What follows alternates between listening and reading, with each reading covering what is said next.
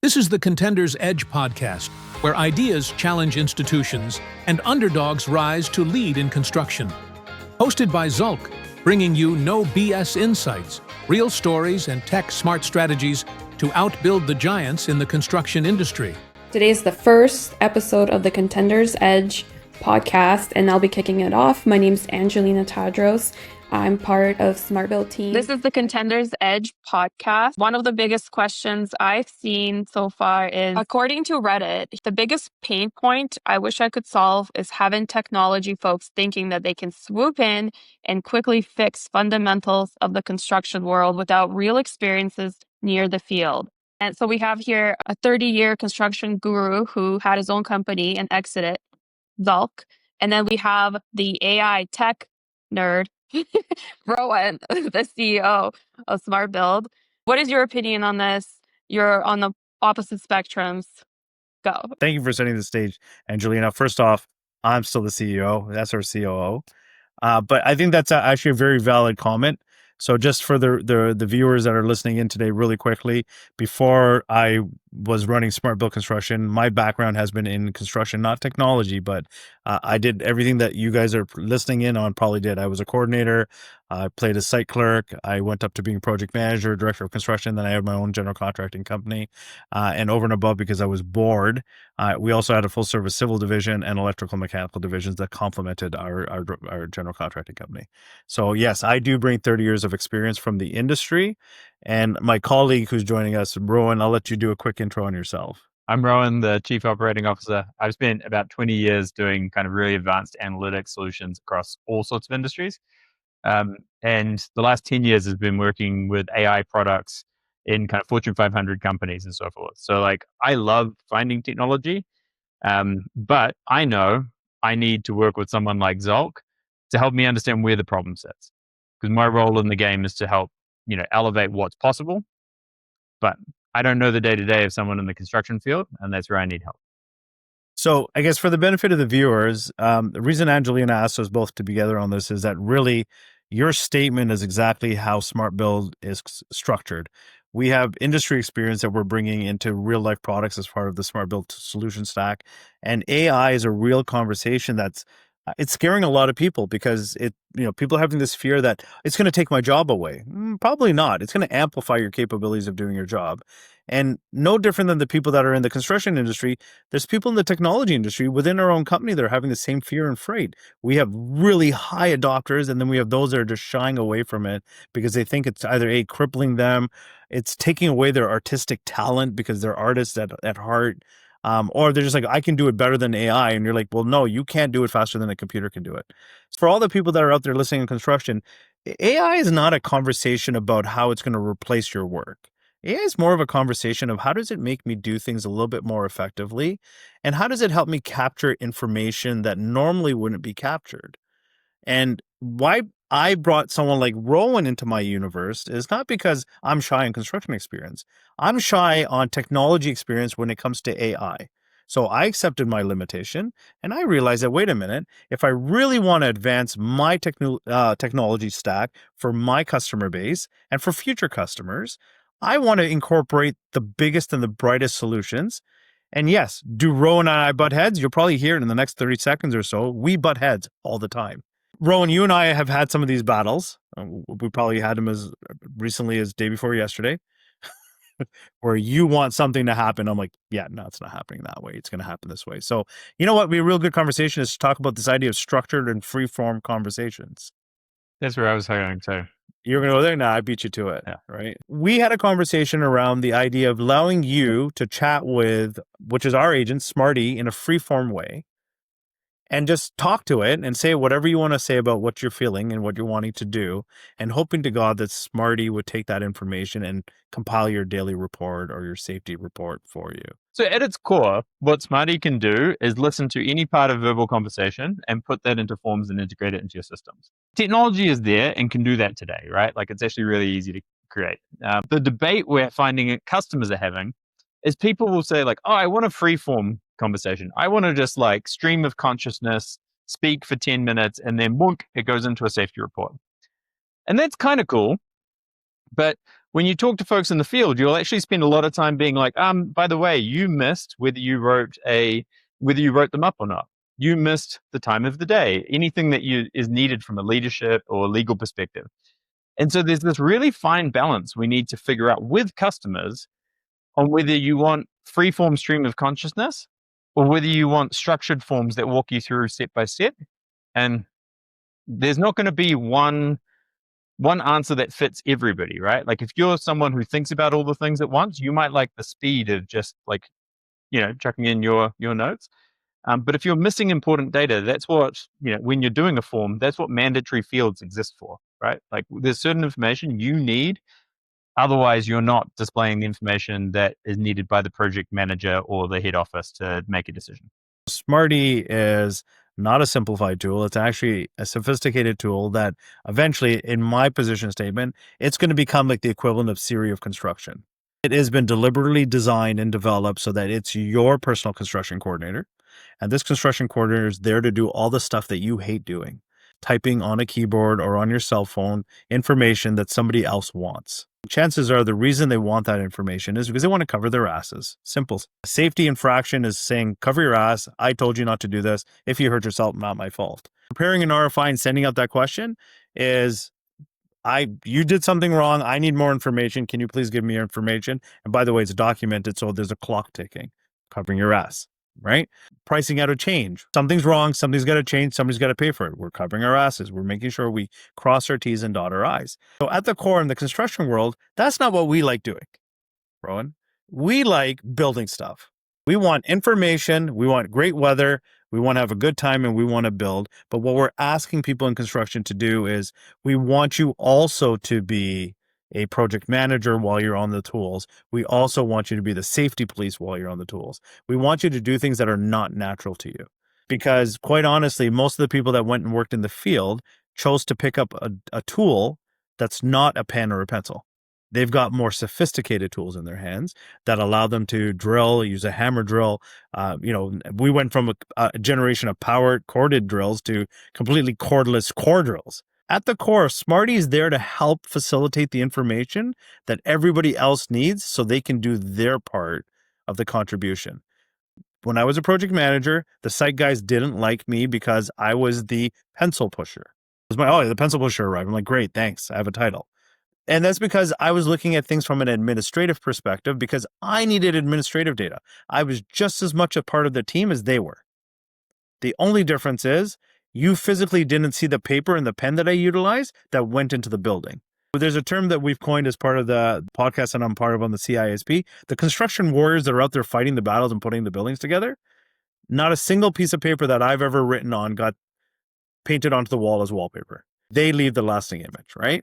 Yeah, just to add some context around it, what happens on a construction site or even in the office is somebody will start doing, let's say, a report, and then they get Joe coming in and saying, "Hey, there's a delivery. Where should it park?" Or they'll be like, "Oh, well, the inspector's here. We got to take him. Like, do you have the drawing for XYZ?" So when he starts the report, he doesn't have the time to finish it. And that's an important part because then the paper, if you have a checklist of the paper, it's going to get put somewhere and he's going to forget where it is and completely start, go on with his day. Angelina, is that based on your experience in being in the industry? I know you wanted to break that up.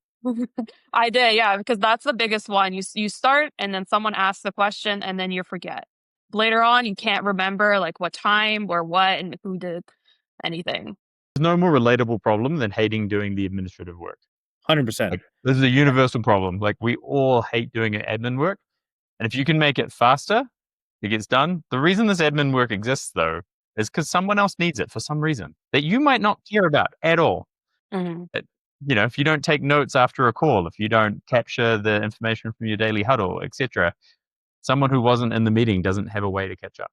What is the task that you have to do right now to move the project forward? Do you think it's going to be writing down the field report, or is it going to be accepting the delivery or doing the inspection when the inspector is here? It's bad between bad. And it's a complicated conversation because the reality is the people who are sitting administrating the office, they want to give you guys tools that'll get you more effective. So you guys are doing more of that. And really, Smarty, without being sounding like it's a plug, Smarty's allowing you to do that. So guess what? While you're walking, you can talk to it and record the information. It's no longer that you're being glued down to a desk. I'm going to say on a safety level, nobody should be walking and typing on their phones. It's considered distracted texting on a job site. You got moving equipment, you got things that are moving around, not fully leveled surfaces. You can, twist your ankle. So that's a simple injury. You can fall and hit your head. That's a little bit more complicated injury. So Smarty enables you now you can be Bluetooth right to your headset and you can have that conversation. And when we started this conversation, we talked about structured and free flow, right? And Rowan was talking about this conscious stream of thought. I now kind of understand what conscious stream of thought is. But for all the people that are in the construction world, really it's just saying, hey, what's actually in my conscious brain that I want to verbalize and spit out? And the reality that I'm still going to hold my ground to is that we need structured information because the industry doesn't like to produce information. It's not what they're good at. So let's get them good at producing information. And then let's get them building this new conscious stream so they could communicate this information. So there's steps. And I think a lot of these guys, a lot of the industry is saying, hey, thanks for coming in and tell me how not so smart I am, but really I'm smarter than you because guess what? I can build and you can't, right? It's more about saying, hey, listen, let's just change our behavior pattern. I hate changing behavior. So much so that when my wife moves the cups out of one cupboard to the other cupboard because she thinks it's cooler to put it there, I get confused where to go get the cup from. Why? Because my brain's programmed to reach up for this cupboard, grab the cup. Why are you making me learn something new? We're good the way it is, but it's 2025. There's an economic uncertainty that's a global problem now because the relationships are changing. We have a shortage of people that don't want to enter into the construction workforce. Why? Because it's not as attractive because I can play video games and do whatever. But there's a good chance that if the industry huddles together, we could change the paradigm and the way we actually connect to construction and realize that there are better ways that'll make us more effective and more efficient. I really hate this word efficiency because that's assuming that there's people that are on the job site that are lazy. When in reality, that's not the case. They're just not being effective at what they're doing because they have so many extra tasks that are preventing them from doing what they should be doing in a linear fashion all the time. We interrupt their linear path by introducing all these other variables that we want them to account for and document. What do you think is the biggest misconception of somebody who is coming in that is working with tech all the time and building AI for tech when they come into offer that to the construction industry? Yeah. So, I mean, one of the things that I see a lot of other companies focusing on is it's very easy to start with assuming that there's good data and add tools to that data. So it's super easy to say, oh, I want to put a Copilot on my tool. It's like, great. If you got good data underneath it. Well, what we're seeing actually in the industry is that there isn't good data. So we need to solve the problem of getting data into a core system before we worry too much about trying to do predictive analytics and all this other stuff on top of your core system. Like start with getting good information in. And for like what's wildly shocking to me entering the market is the number of companies that are still working on pen and paper. I mean, when I realized there was a company out there spending more on paper storage per year than our SaaS platform would cost, it was completely paradigm changing for me. I mean, people are using trucks to move paper around for the 7 years that they have to retain it. It's wild. What are your tips? What are your tips to starting to get the good data, Rowan? I think one is you need to do a few things. So one, having a system like Smarty makes it so that any person can speak in any language and get information into the system. So you're just reducing the friction getting information in. That's really important. The second thing you need to do is give it an organized place to go. So, instead of just like using OneDrive folders that you're doing, setting up around everything, put it into a core system. And, that could be Smart Build, that could be another construction management system, but put it somewhere where you know where it is. Because as soon as you start creating data at high volume, organizing that data becomes a really big deal. You don't want like my photo library just like thrown up all over your system, like putting smart tags against it, being able to say which are relevant for business development, which are error correction, which are risk related, like all of that little bits of information of tagging it as it goes into a system will mean someone can do something with it upstream. Walking around with a camera and taking pictures of everything and then kind of having all these like gigabytes worth of video footage. What am I going to do with it unless it has structure for me to know exactly what I need to do? I will say for all the people that are on the front lines, if you don't know why you got to take a picture, or you don't know why they want this report, then ask the question. To say, hey, listen, I'm happy to get you this. If you tell me why you need it and how you use it, I'm happy to give you the information the way you need it. The field can really influence the way office is operating by saying, hey, I'm happy to do this for you. Can you get me something like Smarty that just does it easier? Because it's not inexpensive. And guess what? I'm giving you the data exactly the way you want it, but you made it easier for me to give it to you. So don't be shy to ask them to say, give me something good that works for you. So how can the construction industry see quick wins? Because I think once you see the quick wins, then you're more likely to use it. Great question. Real simple. Quick wins. First of all, you have to define what victory looks like. If you don't have a plan in place of saying, hey, what does victory look like? You're not going to know if it's a win or a loss. As a project manager, getting a daily report before 5:30 in the end of the day, that was a victory for me. With tools like Smarty, that's not a victory to me anymore. A victory to me is not getting a report at 5:30. A victory is a report that has enough details in it that will tell me what all the obstacles are and who's responsible for the obstacles. And actually, I want to know the obstacles at 9:30 in the morning. I don't want to know the obstacles at 5:30. It's the end of the business days. I can't help you today. I've lost one full day between the time you encountered the obstacle and I could react. My changes have changed over time. So victory for you is going to be completely different. So it's a daily report. You got it done. Congratulations. It's a victory if you haven't done one. But if you've done one, the victory is when I get it in a timely manner for me. Still the same report, just two different cases of the same victory. Do you think influence plays a role? For example, if your superintendent starts using it, adopting the tool, would others likely to follow? I think so. I think Rowan, Rowan's been coming from a new perspective. He's coming from an industry coming from a sector that wasn't largely engaged with field operations in the sense of construction, but different field operations. And I think you're seeing the different personas. I'm going to let you comment on the persona types. I think there's a lot going on in the industry, right? Like there's a lot of people closer to retirement who may or may not want to take on new tools. They have a huge amount of influence. You've got some young people who might want to do things another way. When I was doing the chat in Ohio, someone asked a good question, like, how do you solve the problem of the young person who thinks that the AI tool has the answer and don't worry about it? And I'm like, this is the same problem you've had forever. The overconfident young person who thought they knew better than the experienced person in the industry. Like that's been around since the pyramids. Just amplifying it because the young person might really have some tricks. And just like before, you'll have the young person who has some fancy new ways of doing things that are right that the experienced person doesn't know about yet, right? 100%. So those forces are just being amplified by the technology shift that we're having at the moment. But you got to get both. And so I think the biggest challenge I see people making is they're like waiting to go from where they are at the moment with a pen, paper, and chisel to like 10 out of 10 fully automated in one jump. Instead of just saying like, what's the thing I could do today? Like I know how to talk. I know how to do forms. I could speak. Well, yeah. Sorry, you set me up for that.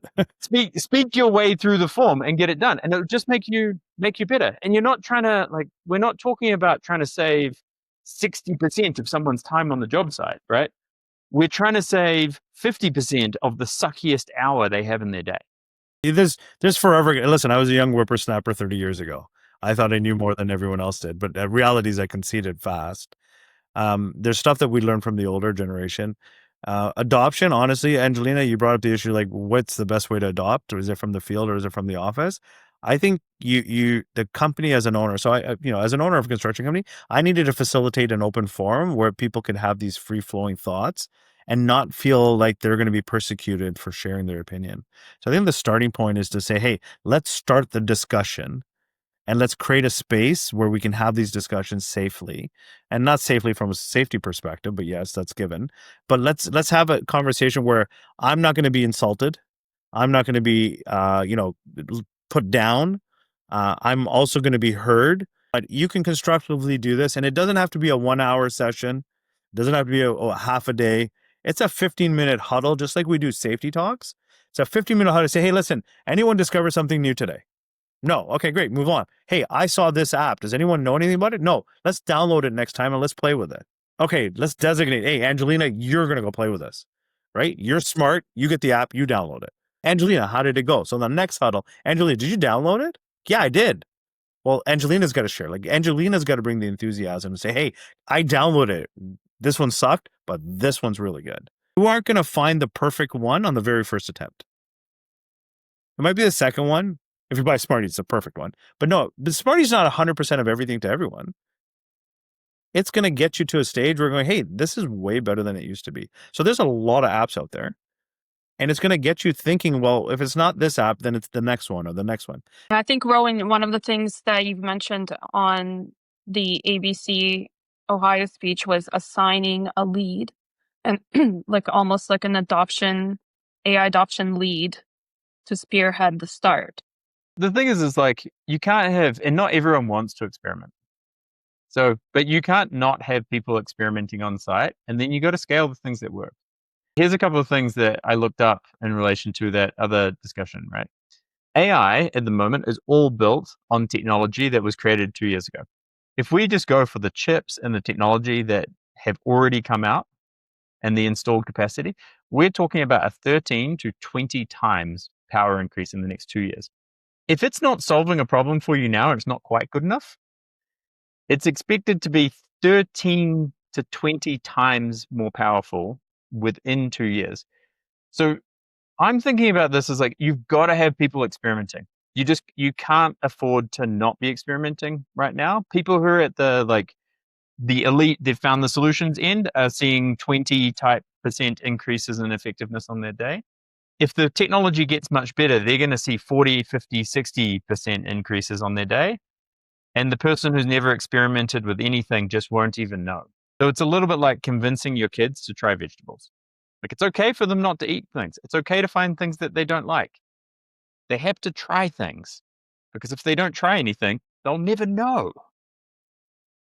So and that's what we're finding in the team, right? Like, when we talk AI internally as a team, there's this group of people who were experimenting a year ago and found one or two things that were small and helped them a little bit. And as they've experimented more, they've actually started to find a lot of things that they find useful. You know, Angelina, like some of the stuff that you do with AI, example, like it's an everyday part of your day, right? And so you start experimenting more. And 6 months ago, that was a small advantage versus other people in your field. Today, it's an enormous advantage. And in another 2 years' time, it's like they're not even going to be able to compete with you. So you've just got to start experimenting. Going back to the comment from Reddit that says, I guess, pain point of having these, techie people have this quickly fix, the fundamental is, it's not that they don't want to, construction industry doesn't want to adopt. It's more of like how two different personas come together. There is usually a language barrier. And I don't mean like they speak, English and one speaks French or Spanish. The language barrier is the languages that we use in common for our everyday conversations. And what happens is the guys who are living in the tech space, right? Rowan will come along and he'll talk to you about stream of consciousness, and everyone will like, wow, those are great, great words. I don't know what he said. And he doesn't know what I'm saying, right? And somebody in construction will say, well, I just want to speak my mind. Well, I can tell you right now, stream of consciousness and speaking your mind are exactly the same thing. They're just different words. But for everyone in the construction world, they're going to understand me when I say speak of mind. So one of the advantages that we have in the world of Smart Build is that we have people that speak construction language, right? Like they understand the construction world. They've been in the space. They really have, like they know the subculture that exists there. And so what you need though is you need Rowans of the world that are the technology guys that come in there and say, hey, I need to change how I communicate with them. And if I don't know how to communicate with them, let me find a translator. And bring that translator in the room and say, okay, stream of consciousness means this to me. And it's not that Rowan's trying to talk down to you. That's just the words he uses as part of the regular conversation. The guys in construction have to understand that he's not talking down to you. That's just the words he uses. And when he uses the words, I'm just speaking my mind, right? You don't say, dude, don't you have any other words for that? They mean the exact same thing. So the minute they start communicating with the same culture and the same language, this barrier goes away. And once you take that barrier away, now you can start talking with each other. One's not snottier or snobbier than the other one, right? One's not smarter or dumber than the other one. They're all equally talented at what they do. They just got to learn to get along with each other a little bit better. And that's hard to do. We have that problem in our own company.